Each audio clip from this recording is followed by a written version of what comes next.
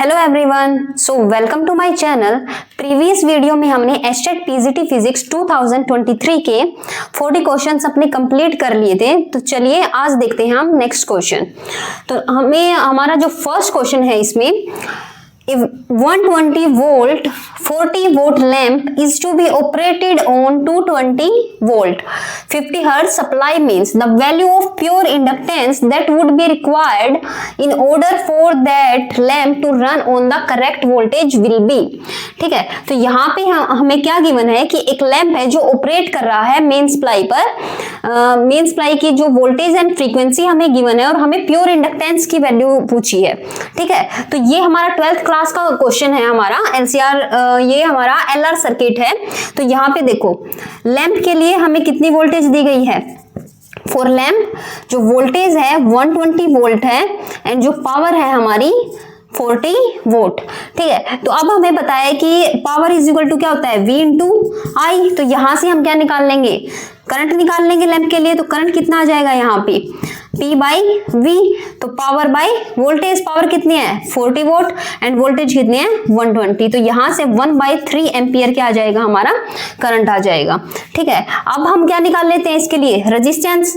Resistance कैसे निकलेगा, V is equal to I R, ohm's law का यूज कर लेंगे। तो यहाँ से रेजिस्टेंस अगर कैलकुलेट करें तो वो क्या आ जाएगा, V बाई आई।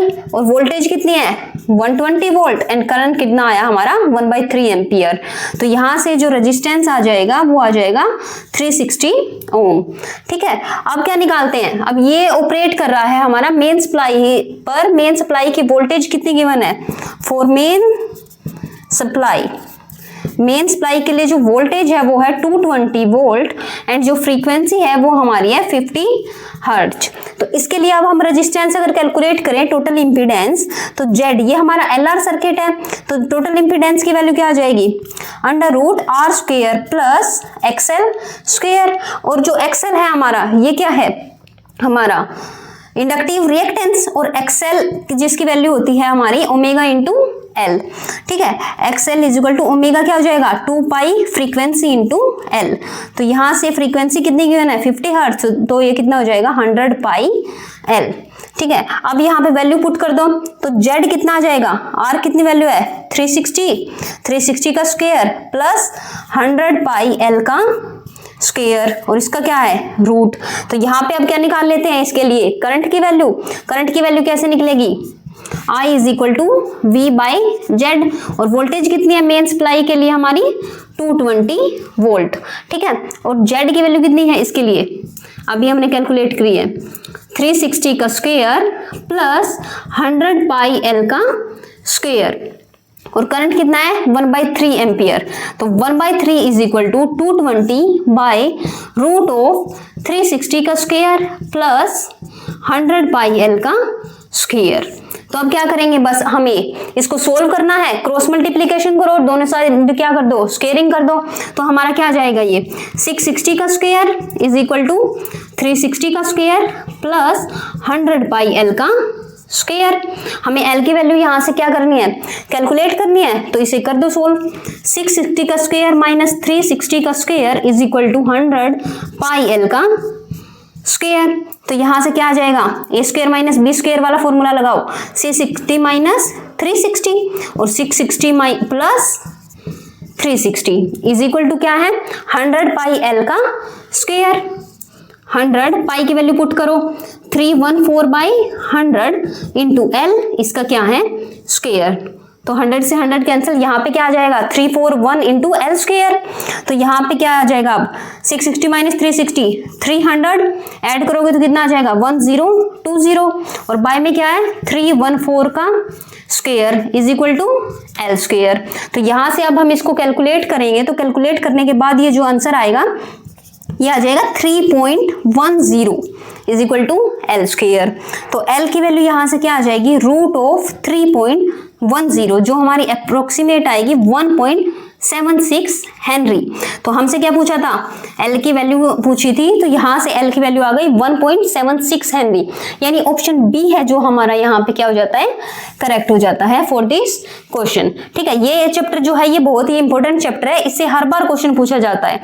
ठीक है, तो यहाँ पे जैसे एक्सेल है हमारा, अगर ये क्या आ जाए, ये एलआर सर्किट था, एलसीआर सर्किट से भी क्वेश्चन आ सकता है, तो उसके लिए इंपॉर्टेंट है, तुम ये याद रख सकते हो कि एक्ससी की वैल्यू क्या होती है, 1 बाई ओमेगा इंटू सी। तो एक्सएल की ओमेगा एल एंड एक्ससी की 1 बाई ओमेगा सी। ठीक है, तो चलिए नेक्स्ट क्वेश्चन देखते हैं हम अपना। नेक्स्ट में देखो क्या गिवन है, चूज द इनकरेक्ट स्टेटमेंट। अब हमें इन चारों स्टेटमेंट में से क्या बतानी है, इनकरेक्ट। ये हमारा इलेक्ट्रोस्टैट से क्वेश्चन है। ठीक है, डायरेक्ट क्वेश्चन पूछा गया है ये अपना, in uniform electric field and electric dipole experience no net force but in non zero torque. तो ये क्या बोल रहे हैं कि यूनिफॉर्म इलेक्ट्रिक फील्ड में जो डाइपोल है वो एक्सपीरियंस करता है नो नेट फोर्स, यानी फोर्स जीरो होता है और अपना torque not equal to zero होता है। ठीक है, सेकंड ऑप्शन देखो, सेकंड में क्या है कि नॉन यूनिफॉर्म फील्ड में जो डाइपोल है वो नॉन जीरो फोर्स एक्सपीरियंस करता है और नॉन जीरो टॉर्क एक्सपीरियंस करता है। थर्ड देखो, थर्ड में क्या गिवन है, when the dipole movement is parallel और anti parallel to the field the dipole experiences in non zero torque and zero force. And fourth option है कि large distance पे जो डाइपोल फील्ड है वो decreases more rapidly than the electric field of a point charge. तो चारों option को हम 1 बाय 1 चेक करते हैं। तो इसमें देखो ये तीनों ऑप्शन तो हमारे टॉर्क से लिए गए हैं। तीनों में देखो क्या होता है कि इलेक्ट्रिक फील्ड में जब किसी डाइपोल को हम रखते हैं तो वो क्या करता है, एक टॉर्क एक्सपीरियंस करता है। तो देखो इलेक्ट्रिक फील्ड में जब किसी डाइपोल को हम रखते हैं तो वो क्या करता है, एक टॉर्क एक्सपीरियंस करता है। तो टॉर्क क्या होता है हमारा, P cross E, dipole movement cross electric field P cross E। ठीक है, तो यहाँ पे जो टॉर्क होता है वो क्या होता है, PE साइन थीटा। यहाँ पे देखो, अब अगर ये जो डाइपोल है ये यूनिफॉर्म इलेक्ट्रिक फील्ड में रखा है, ठीक है, इन यूनिफॉर्म फील्ड, अगर यूनिफॉर्म फील्ड में रखा है तो उस पे क्या होता है, जो फोर्स होता है वो जीरो होता है और जो टॉर्क होता है वो नॉट इक्वल टू जीरो होता है। और उसको अगर हम नॉन यूनिफॉर्म फील्ड में रखते हैं, नॉन यूनिफॉर्म फील्ड, तो वहां पे जो फोर्स होता है वो नॉट इक्वल टू जीरो होगा एंड टॉर्क भी क्या होगा हमारा, नॉट इक्वल टू जीरो होगा। तो अब यूनिफॉर्म और नॉन यूनिफॉर्म में दोनों में दो केस बनते हैं हमारे। ठीक है, अगर डाइपोल जो है हमारा क्या हो, पैरेलल होगा फील्ड के, तो यानी थीटा की वैल्यू क्या हो जाएगी, जीरो हो जाएगी। पैरेलल है तो हमारा जो ये फोर्स है, तो यहाँ से जो फोर्स होगा वो भी क्या होगा, जीरो है एंड टॉर्क भी क्या हो जाएगा, जीरो हो जाएगा। एंड अगर हमारा परपेंडिकुलर है, परपेंडिकुलर में क्या हो जाएगा, थीटा इक्वल टू 90 डिग्री, और थीटा 90 है तो साइन 91, यानी टॉर्क क्या हो जाएगा यहाँ इस केस में, टॉर्क हो जाएगा इस केस में मैक्सिमम, और फोर्स क्या है हमारा यहाँ पे, जीरो। और नॉन यूनिफॉर्म फील्ड में देखो, अब नॉन यूनिफॉर्म फील्ड में भी दो केस बनते हैं हमारे, कि अगर हमारा पैरेलल है और अगर हमारा एंटी पैरेलल है। ठीक है, अब पैरेलल में क्या होगा कि जो हमारा फोर्स है वो नॉट इक्वल टू जीरो है, लेकिन टॉर्क यहाँ पे क्या हो जाता है, जीरो। ठीक है, दोनों केसेस में ही हमारा force not equal to zero रहेगा एंड टॉर्क क्या हो जाएगा, जीरो। तो यहाँ से जो ऑप्शन थर्ड है वो क्या हो जाता है हमारा करेक्ट। क्यों, क्योंकि इसमें क्या बोला है कि जब ये पैरेलल और एंटी पैरेलल होता है तो जो डाइपोल है experience in non zero torque, लेकिन जब पैरेलल और एंटी पैरेलल होता है हमें पता है ये क्या होता है हमारा, जीरो टॉर्क। तो ऑप्शन थर्ड यहाँ पे करेक्ट हो जाएगा। और फोर्थ ऑप्शन भी चेक कर लेते हैं। फोर्थ में क्या है कि लार्ज डिस्टेंस पे जो डाइपोल फील्ड है वो क्या होती है, decrease more rapidly than the electric field of a point charge. तो यहाँ पे हमें पता है कि जो इलेक्ट्रिक फील्ड है वो इनवर्सली प्रोपोर्शनल होती है हमारी आर स्क्वायर के।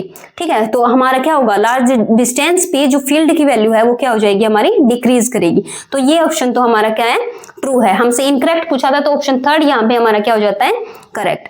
ठीक है, अब नेक्स्ट क्वेश्चन देखते हैं। नेक्स्ट में देखो क्या गिवन है, consider the following statement which is true. अब यहाँ पे हमें दो स्टेटमेंट गिवन है, हमसे क्या पूछे, दोनों में से कौन सी सही है वो पूछिए।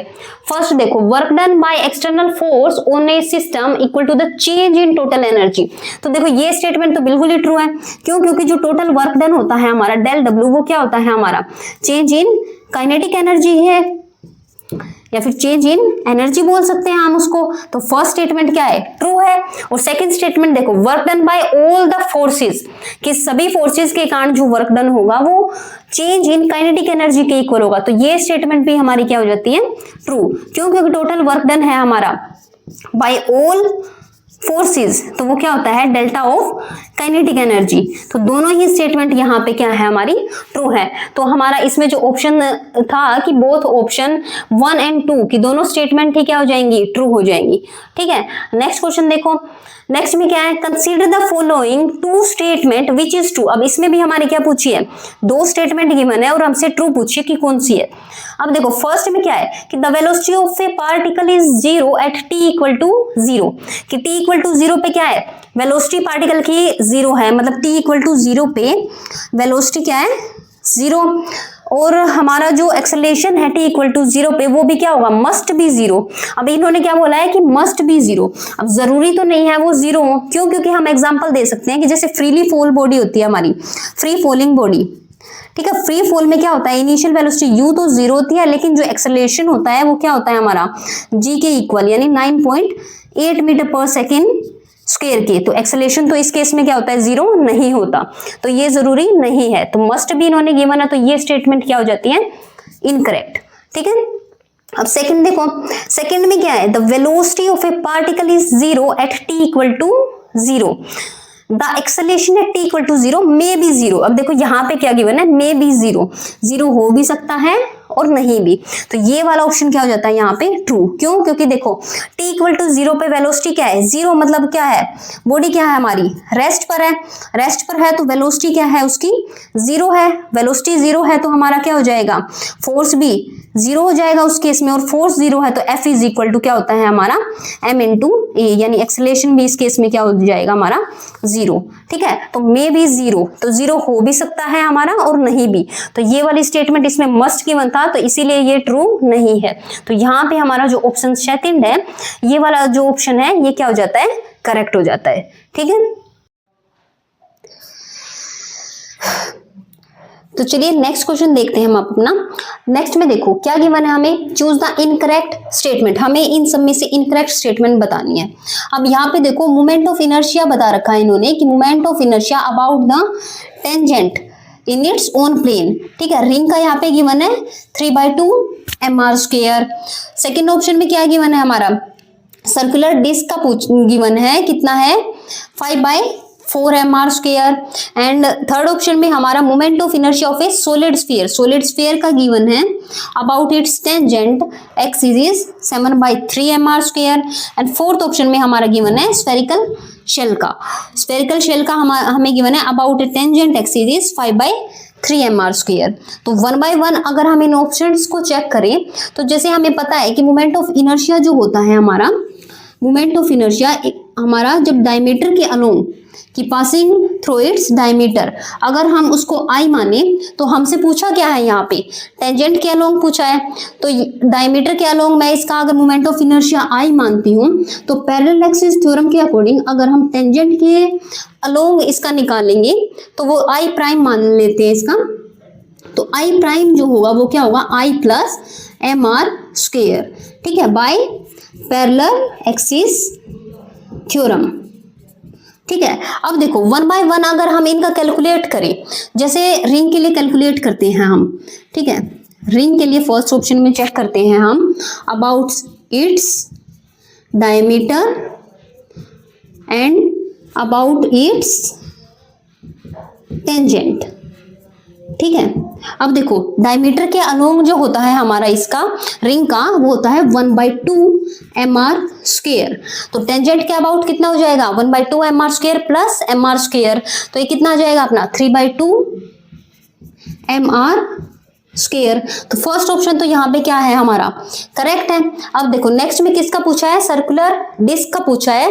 ठीक है, अबाउट इट्स टेंजेंट, टेंजेंट के अबाउट ही। तो सर्कुलर डिस्क का जो होता है हमारा, डिस्क का कितना होता है 1/4 mr² होता है डायमीटर के अबाउट। तो अपना टेंजेंट के अबाउट कितना हो जाएगा 1/4 mr² प्लस mr²। तो यहाँ से ये आ जाता है हमारा 5/4 mr²। स्क्वायर। ठीक है, नेक्स्ट किसका पूछा है, सॉलिड स्फीयर का पूछा है।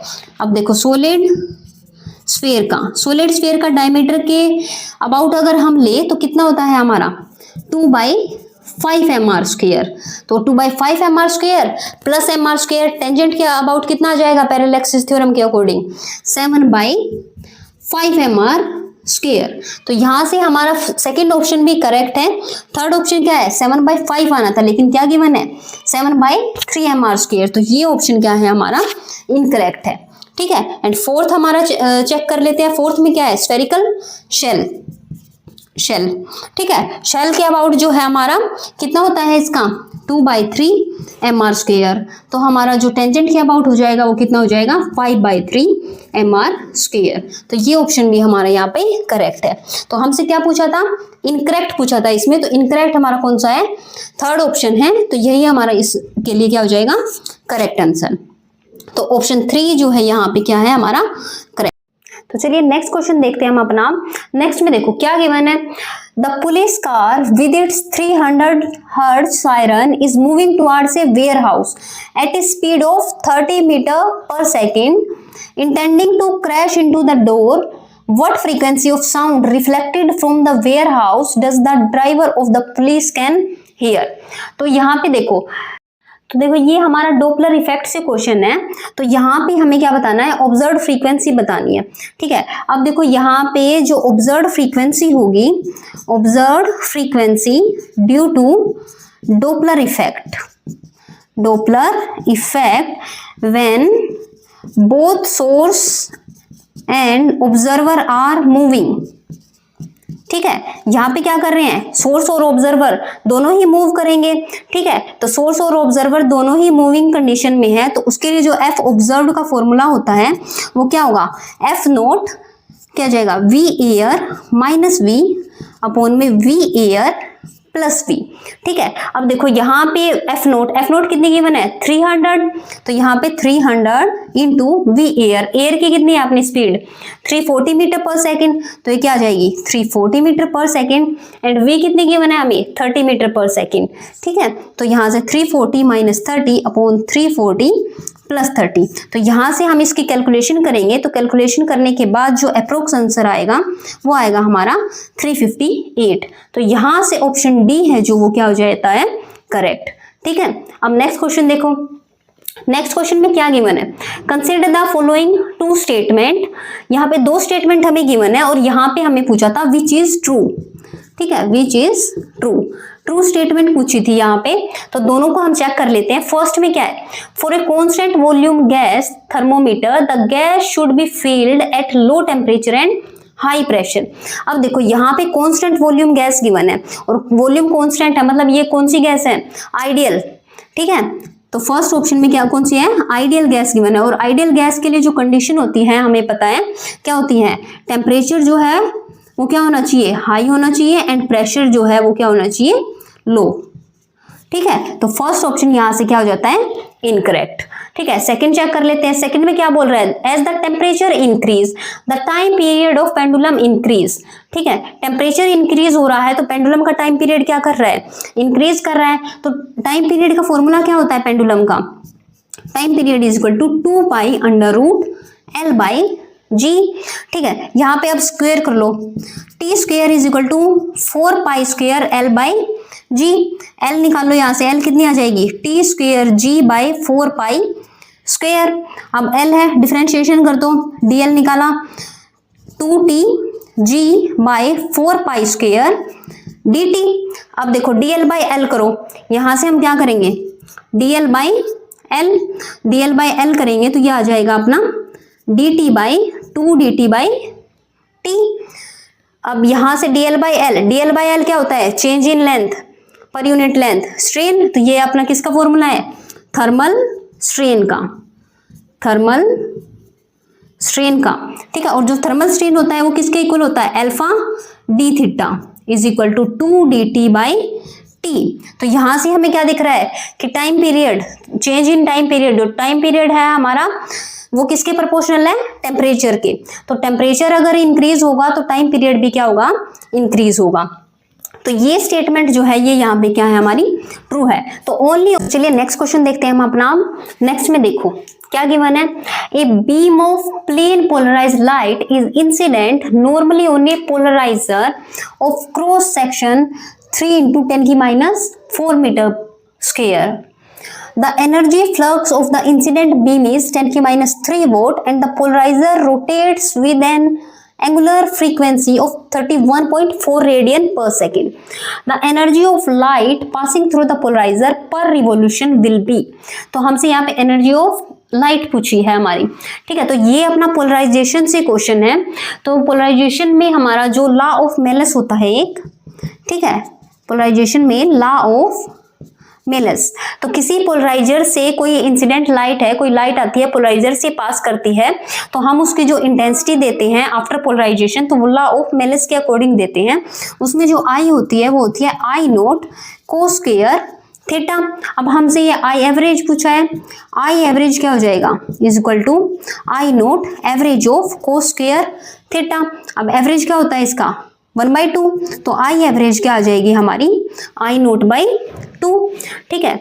यहाँ से I average is equal to I0/2, और जो आई एवरेज होती है हमारी इंटेंसिटी जो होती है हमारी, यहाँ से I0 को हम क्या ले सकते हैं, पावर पर यूनिट एरिया, ठीक है। तो यहाँ से आई एवरेज जो आ जाएगी वो क्या आ जाएगी हमारी I0/2 I0/2 है, तो I0 की वैल्यू पुट करो पावर बाय 2a, ठीक है। अब देखो power bye 2 into area, power जो है इसको कैसे लिख सकते हैं, energy flux per unit time, energy flux per unit time and पर यूनिट एरिया, तो वो हमारी क्या होती है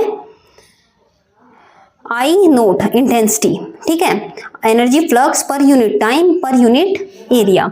तो यहां से देखो, अब इसको कैलकुलेट करो, यहां से हम आई एवरेज निकालते हैं अपना, तो आई एवरेज जो हमारा आएगा power per unit area, power कितनी गिवन है हमें, polariser of cross section area है 3 × 10⁻⁴ एंड पावर है 10⁻³ वोट, तो 10⁻³ वोट है, और जो हमारा एरिया है वो है 3 × 10⁻⁴ मीटर स्क्वायर।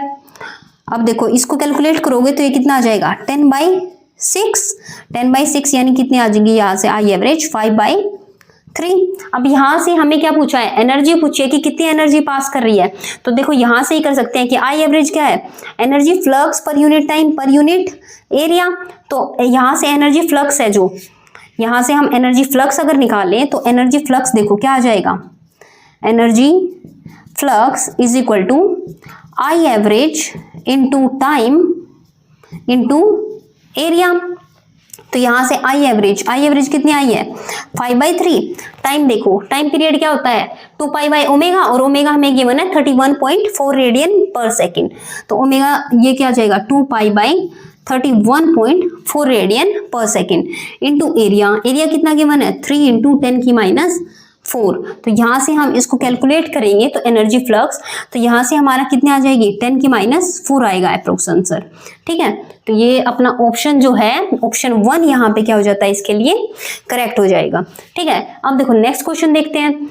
नेक्स्ट क्वेश्चन में क्या है, in a projectile motion the velocity, projectile motion में पूछिए कि जो वेलोसिटी होती है इज ऑल। नेक्स्ट क्वेश्चन देखो, नेक्स्ट क्वेश्चन में क्या है, in a projectile motion the velocity, projectile motion में पूछा है कि जो वेलोसिटी होती है, 4 ऑप्शन गिवन है, कौन सा हमारा ठीक है इसमें ये बताना हमें।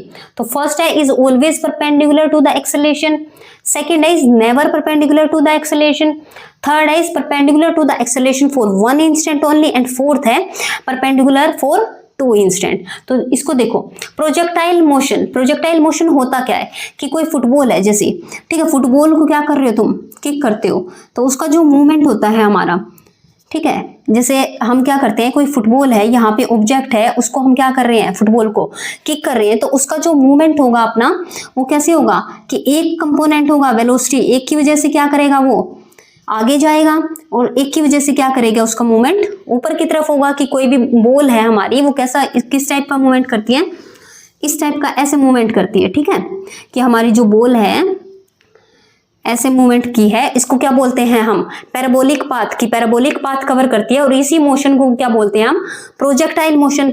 तो यहाँ पे देखो दो कंपोनेंट होते हैं वेलोसिटी के, एक कंपोनेंट होता है जिसको हम बोलते हैं हॉरिजॉन्टल कंपोनेंट, जिसकी वजह से वो बॉल क्या करती है, आगे की तरफ मूव कर रही है, और एक होता है वर्टिकल कंपोनेंट, जिसकी वजह से वो बॉल क्या कर रही है, अपनी ऊपर की तरफ मूव कर रही है, अपवर्ड मूव कर रही है। तो दो कंपोनेंट होते हैं हमारे यहाँ पे, इसको हॉरिजॉन्टल बोलते हैं, इसको वर्टिकल।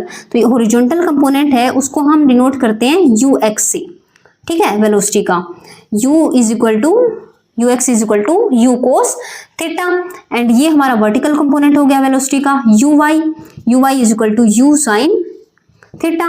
यहाँ पे ये कोई किसी एंगल है हमारा थीटा, ठीक है। अब ये क्या है हमारा, जब ये मैक्सिमम हाइट अचीव कर लेता है, कि यहाँ पे मैक्सिमम हाइट वाले पॉइंट पे अगर हम लेते हैं, तो यहाँ पे जो uy है वो क्या हो जाता है 0, एंड ux है हमारा वो क्या हो जाता है ux is equal to u cos theta. और यहाँ पे जो एक्सेलरेशन होता है वो हमारा किस में होता है, डाउनवर्ड डायरेक्शन में होता है, a इक्वल टू g। तो एक्सेलरेशन के जो परपेंडिकुलर होता है वेलोसिटी कंपोनेंट, वो अपना मैक्सिमम हाइट पे होता है। नेक्स्ट देख लो, और कोई पॉइंट देख लो, यहाँ पे आप देखो क्या होता है, बॉल नीचे आ रही है, तो हॉरिजॉन्टल कंपोनेंट अपना क्या हो गया, ux is equal to u cos theta, and uy यहाँ पे क्या हो गया अपना, uy is equal to minus u sin theta क्या है, इन दोनों के बीच का एंगल, ठीक है। यहाँ पे देखो, अब यहाँ पे हमारा हर एक पॉइंट पे अगर हम देखेंगे, तो जो वेलोसिटी का कंपोनेंट है वो हमेशा किसी ना किसी एंगल पे होगा एक्सेलरेशन के, लेकिन सिर्फ एक ही इंस्टेंट है जब ये परपेंडिकुलर है, इसके मैक्सिमम हाइट पे है, जब वो हमारा क्या होगा, जो वेलोसिटी कंपोनेंट है एक्सेलरेशन के क्या होगा, परपेंडिकुलर। तो यहाँ से हमारा थर्ड जो ऑप्शन है वो क्या हो जाता है करेक्ट, कि हमारा जो वेलोसिटी कंपोनेंट है एक्सेलरेशन के परपेंडिकुलर सिर्फ एक इंस्टेंट पे होता है। कब होता है, जब वो मैक्सिमम हाइट अचीव करता है, ठीक है। अब देखो, और थर्ड ऑप्शन यहाँ से करेक्ट हो जाता है। और जो ये टोटल डिस्टेंस होती है कि कितनी टोटल डिस्टेंस इसने कवर करी, इसको हम क्या बोलते हैं, इसमें रेंज बोलते हैं। और ये जो हाइट होती है ये क्या होती है हमारी h मैक्सिमम हाइट, और जितने टाइम में ट्रेवल करी है वो उसका क्या होता है टाइम ऑफ फ्लाइट। तो ये हमारा क्या है प्रोजेक्टाइल मोशन, क्लास 11 से। ये नेक्स्ट क्वेश्चन देखते हैं हम अपना। नेक्स्ट में देखो क्या गिवन है, an isolated conducting sphere of radius r equal to 6.85 centimetre has a charge q is equal to 1.25 nanocoulomb, ठीक है। What would be the value of radius r naught of an imaginary spherical surface when half of the stored potential energy within it? तो देखो यहाँ पे अब हमें पता है कि जो पोटेंशियल एनर्जी स्टोर्ड, यानी स्टोर्ड पोटेंशियल एनर्जी का जो फॉर्मूला होता है वो क्या होता है 3/5 q square by 4 epsilon not r। तो यहाँ से हम प्रोपोर्शनलिटी देख सकते हैं कि u इनवर्सली प्रोपोर्शनल किसके हैं, r के, ठीक है। अब देखो हमें क्या बोला है कि हमें r की वैल्यू बतानी है जो when half of the stored potential energy with in it. तो हम मान लेते हैं कि पहले हमारी पोटेंशियल एनर्जी कितनी है u1 है, और बाद में कितनी हो जाती है u2, ठीक है। तो u2 जो है वो क्या है u1 का हाफ हो गई, यानी u1 is equal to 2 times of u2, ठीक है। u1 is equal to 2 times of u2। तो यहाँ से अगर हम कैलकुलेट करें कि जो u2 बाई u1 वो क्या हो जाएगी अपनी r1 बाई r2। तो यहाँ से u1 क्या है 2 टाइम्स ऑफ u2, तो u2 by 2 times of u2 is equal to r1 by r2। तो यहाँ से क्या आ जाएगा r1 by r2 is equal to 1/2, तो 1/2 is equal to r1 by r2। तो r2 is equal to 2 times of r1, और r1 हमें कितनी गिवन है 6.85। तो ये कितनी हो जाएगी 2 इंटू 6.85 यानी 13.70, यानी फोर्थ ऑप्शन जो है हमारा यहाँ पे क्या हो जाएगा इस क्वेश्चन के लिए करेक्ट आंसर, ठीक है। अब देखो नेक्स्ट में क्या गिवन है, a 25 microcoulomb point charge is located at origin, the electric flux passing through the portion bounded by theta equal to 0 and phi equal to 0 to π/2 of the sphere having radius equal to 20 centimetre. तो देखो यहाँ पे हमें क्या given है, radius है 20 centimetre यानी 0.2 metre, और हमें ये स्फेरिकल पोलर कोऑर्डिनेट्स में पूछा है, ठीक है। यहाँ पे देखो डायरेक्ट फ्लक्स नहीं पूछा कि फ्लक्स बताओ, यहाँ पे स्फेरिकल पोलर कोऑर्डिनेट्स में पूछा है ये हमें फ्लक्स। अब स्फेरिकल कोऑर्डिनेट्स में जो हमें पता है कि इलेक्ट्रिक फील्ड होता है उसकी वैल्यू कितनी हो जाएगी, Q/4πr²। ठीक है, हमें क्या निकालना है, फ्लक्स। अब फ्लक्स हम गॉस लॉ से कैलकुलेट कर लेंगे यूजिंग गॉस लॉ। जो फ्लक्स होता है हमारा फाई वो क्या होता है, E.ds। अब ds देखो एरिया होता है, यहाँ पे एरिया जो है स्फेरिकल कोऑर्डिनेट्स में क्या हो जाएगा, E/r² sin theta d theta d phi dr। ठीक है, अब इलेक्ट्रिक फील्ड की वैल्यू पुट कर दो Q/4πr², तो ये क्या आ जाएगा Q/4πr² इंटू r² dr। ठीक है, और अपना क्या ये sine theta D theta, sine theta की लिमिट कितनी गिवन है, 0 to पाई, 0 से पाई, और अपना क्या है डी फाई, ये कितनी लिमिट गिवन है, 0 to π/2। तो यहाँ से आप इसको कैलकुलेट कर लो, कैलकुलेट करेंगे हम तो क्या आ जाएगा, r² से r² कैंसिल, ये क्या आ जाएगा Q/4π इंटू साइन थीटा का करेंगे कोस थीटा डी थीटा, और 0 to पाई में करेंगे हमारा क्या आ जाएगा 1 + 1 2। तो यहाँ से क्या आ जाएगा ये 2 इंटू π/2। तो यहाँ से क्या आ जाएगा अपना पाई से पाई कैंसिल, 2 से 2 कैंसिल, यानी Q/4। एंड Q की वैल्यू कितनी गिवन है हमें, ठीक है, यहाँ पे Q की वैल्यू गिवन है 25 माइक्रोकुलाम, 25 इंटू 10⁻6 अपॉन में क्या आ जाएगा 4। तो 25 इंटू 10⁻6 बाई में 4। अब माइक्रोकुलाम में ही हमें पूछा है, तो यानी 25/4 कितना आ जाएगा 6.25 इंटू 10⁻6 कुलाम, यानी 6.25 माइक्रोकुलाम। यानी ऑप्शन सी है यहाँ पे, ऑप्शन सी हमारा क्या हो जाता है correct answer for this question. ठीक है, तो चलिए नेक्स्ट क्वेश्चन देखते हैं हम अपना। नेक्स्ट में देखो क्या गिवन है, 3 particles P1, P2, P3 are situated at the vertices of an equilateral triangle P1, P2, P3 of side L at time t equal to 0 and each of the particle move with constant speed v. P1 always has its velocity along P1, P2, P3 along P2। तो यहाँ पे क्या given है, P1 always has its velocity along P1, P2, ठीक है, and P2 along P2, P3 and P3 along P3, P1। तो time पूछा है हमसे कि किस टाइम पर ये क्या करेंगे, एक दूसरे से मेट करेंगे। तो देखो इसमें क्या गिवन है कि हमें 3 पार्टिकल गिवन है P1, P2, P3, और P1 जो है हमारा तीनों कांस्टेंट स्पीड से मूव कर रही है। P1 जो है वेलोसिटी कंपोनेंट क्या आ जाएगा, P1 मूव कर रहा है P1 P2 के अलोंग, P2 मूव कर रहा है P2 P3 के अलोंग, एंड P3 मूव कर रहा है P3 P1 के अलोंग। अब इक्विलेटरल ट्रायंगल है, साइड इक्वल मान लेते हैं, इसकी इक्वल क्या है साइड L। ठीक है, अब टाइम पूछा है कि किस टाइम पर ये क्या करेंगे, एक दूसरे से मेट करेंगे। तो देखो इसमें हम इक्विलेटरल ट्रायंगल है तो एंगल क्या मान लेते हैं 60 डिग्री होते हैं हमारा तीनों का। तो यहां से देखो अगर हम निकालें कि relative velocity of P2 along P2 P3, ठीक है, P2 और P2 P3 के अलोंग आएगी, तो VP2 P3 वो क्या आ जाएगी अपनी VP2 माइनस VP3। अब P2 है, P2 पॉइंट पे वेलोसिटी कितनी है अपनी, सेम कांस्टेंट स्पीड से मूव कर रहा है V है, तो ये क्या आ जाएगी V। एंड P3 पॉइंट के लिए कैसे निकालेंगे, 60 डिग्री एंगल है, वेलोसिटी कंपोनेंट में से ब्रेक करेंगे तो ये वाला कंपोनेंट अपना कोस थीटा और ये वाला कंपोनेंट अपना साइन थीटा, और ये क्या कर रहे हैं दोनों सेम डायरेक्शन में मूव कर रहे हैं, तो ये अपना क्या आ जाएगा माइनस V कोस 60 डिग्री। तो यहां से क्या आ जाएगा V माइनस V/2, तो ये क्या आ जाएगी 3V/2। अब देखो हमें क्या निकालना है, टाइम निकालना है, तो हम क्या मान लेते हैं कि टाइम एट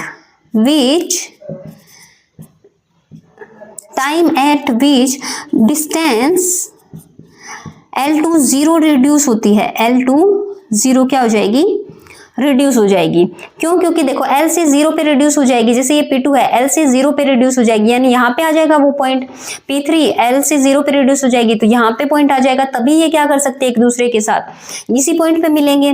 तो हम मान लेते हैं कि L से 0 पर रिड्यूस कर रहा है, तो उसके लिए हम टाइम अगर कैलकुलेट करें तो टाइम क्या हो जाएगा टोटल डिस्टेंस, यानी कितनी है हमारी L और अपॉन में क्या आ जाएगा अपना वेलोसिटी क्या है स्पीड 3v/2। तो यहां से क्या आ जाएगा 2L/3v। ठीक है, तो टाइम पूछा था हमारा, क्या आ जाएगा 2L/3v। तो यहां से जो ऑप्शन फर्स्ट है हमारा वो क्या हो जाता है करेक्ट आंसर। ठीक है, अब देखो नेक्स्ट में क्या है, the minimum energy required to launch a satellite of mass m from the surface of a planet of mass m and radius r in circular orbit at an altitude of 2r will be। तो देखो यहाँ पे क्या बोल रहे हैं कि हमारा क्या है, एक प्लेनेट है जिसका मास क्या है अपना कैपिटल m है और रेडियस क्या है अपनी कैपिटल r है। यहाँ से इसके सरफेस से हम एक सैटेलाइट लॉन्च कर रही है। ठीक है, कितनी हाइट पे लॉन्च किया है इन्होंने, ये गिवन है कि ये सैटेलाइट जो है सरफेस से 2r लेंथ पे है, तो ये अपनी जो टोटल है अपनी ये क्या हो जाएगी r + 2r 3r। तो देखो अब हम मानते हैं कि जैसे E1 अगर एनर्जी हम माने कि जब हमारा सरफेस पे थी सैटेलाइट तो यहाँ से E1 जो है वो क्या आ जाएगी -gmm/r।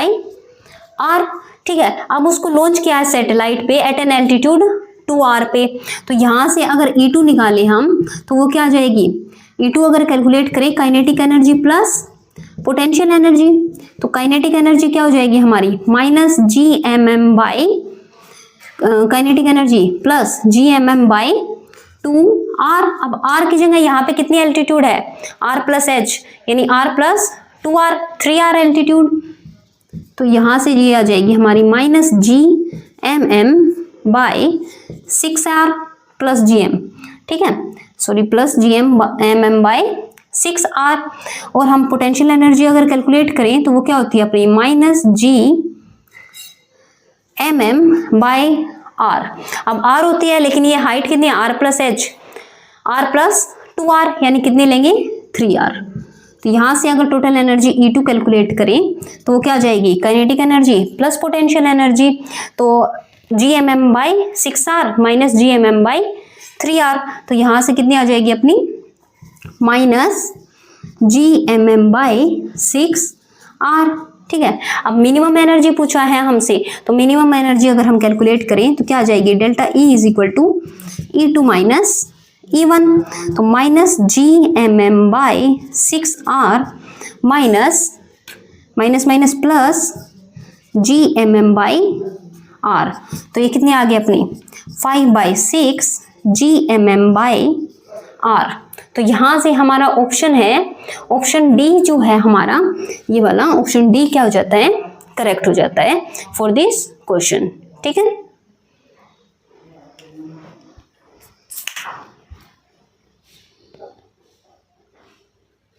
तो चलिए नेक्स्ट क्वेश्चन देखते हैं हम आज का अपना। ये देखो हमारा लास्ट क्वेश्चन है, हमने अपने ये अपना 54th क्वेश्चन है। ठीक है, 6 क्वेश्चन जो है हमारे पेडागोजी से आए थे, तो फिजिक्स का ये लास्ट क्वेश्चन है 2023 के पेपर का। तो चलिए देखते हैं इसका solution. A monochromatic light of wavelength lambda is incident on an isolated sphere of R. The threshold wavelength is lambda naught which is longer than lambda. तो क्या कह रखा है कि लैम्डा नोट जो है वो ग्रेटर देन लैम्डा है and the number of photo electron emitted before the emission of photo electron stops is proportional to mth power of radius. कि जो हमारी नंबर ऑफ फोटो इलेक्ट्रॉन यानी जो n है वो प्रोपोर्शनल है mth पावर ऑफ रेडियस की, और m की वैल्यू हमें क्या करनी है यहाँ पे कैलकुलेट करनी है। ठीक है, अब देखो ये फोटो इलेक्ट्रिक इफेक्ट से क्वेश्चन है। फोटो इलेक्ट्रिक इफेक्ट क्या होता है हमारा, कोई भी इंसिडेंट लाइट है हमारी, ठीक है, ये कोई भी इंसिडेंट लाइट है किसी भी मेटल से मटेरियल सरफेस से स्ट्राइक करती है तो क्या होता है हमारा ये मेटल, तो यहाँ से फोटो इलेक्ट्रॉन इजेक्ट करती है। ठीक है, फोटो इलेक्ट्रॉन इजेक्ट होते हैं हमारे। अगर क्या होता है ये जो इंसिडेंट लाइट की वेवलेंथ है थ्रेशोल्ड वेवलेंथ से कि मिनिमम वेवलेंथ जो होती है हमारी उसको क्या बोलते हैं थ्रेशोल्ड वेवलेंथ की मिनिमम वेवलेंथ, जितने वेवलेंथ पे फोटो इलेक्ट्रॉन इजेक्ट होना शुरू करते हैं उसको हम बोलते हैं थ्रेशोल्ड वेवलेंथ लैम्डा नोट। ठीक है, तो यहाँ पे अब देखो हमें क्या गिवन है कि जो नंबर ऑफ फोटो इलेक्ट्रॉन है वो rth के m पावर के प्रोपोर्शनल है। तो यहाँ पे हमें फोटो इलेक्ट्रॉन में पता है जो काइनेटिक एनर्जी जो होती है EV वो क्या होती है हमारी hc/लैम्डा माइनस hc/लैम्डा naught, h mu minus mu naught लिखते थे हम। ठीक है, work function EV is equal to H C by lambda minus H C by lambda naught. तो यहां से अगर हम V निकाल लें तो वो क्या हो जाएगा 1/E, या फिर हम इसको ऐसे ही रहने देते हैं कि EV is equal to H C by lambda minus H C by lambda naught. ठीक है, अब देखो पोटेंशियल स्फेरिकल सरफेस के लिए किसी के लिए भी क्या होती है पोटेंशियल की वैल्यू KQ/R। तो ये वैल्यू अगर हम पुट करें यहाँ से, जो Q है अगर क्वांटाइजेशन प्रॉपर्टी के अकॉर्डिंग Q लें तो Q क्या आता है हमारा N/E/R। तो देखो यहाँ पे क्वांटाइजेशन भी लगा हुआ है कि Q is equal to NE। ठीक है, क्वांटाइजेशन भी लगा हुआ है, potential due to spherical surface भी पता होना चाहिए, और फोटो इलेक्ट्रॉन। तो 2-3 कॉन्सेप्ट यहाँ पे क्या कर दिए, मिक्स कर दिए। तो यहाँ से देखो V क्या आ गया KNE/R, यहाँ पे पुट करेंगे तो क्या आ जाएगा KNE²/R is equal to H C by lambda minus H C by lambda naught. तो यहाँ से जो N आएगा हमारा वो क्या आ जाएगा equal to R H C by lambda minus H C by lambda naught, और ये अपना क्या है KE² बाई में KE²। ठीक है, या फिर ये अपना R/KE²। हाँ ठीक है, तो N जो है यहाँ पे प्रोपोर्शनलिटी देखनी है हमें, तो N जो है यहाँ पे प्रोपोर्शनल है R⁻1 के। तो यहाँ पे जो C ऑप्शन है हमारा कि M की वैल्यू क्या हो जाएगी 1, C ऑप्शन यहाँ पे क्या हो जाता है करेक्ट। ठीक है, तो आज के लिए हमने 2023 का कंप्लीट पेपर कर लिया है। So thank you everyone. अगर आपको वीडियो अच्छी लगे तो इसको शेयर कीजिएगा।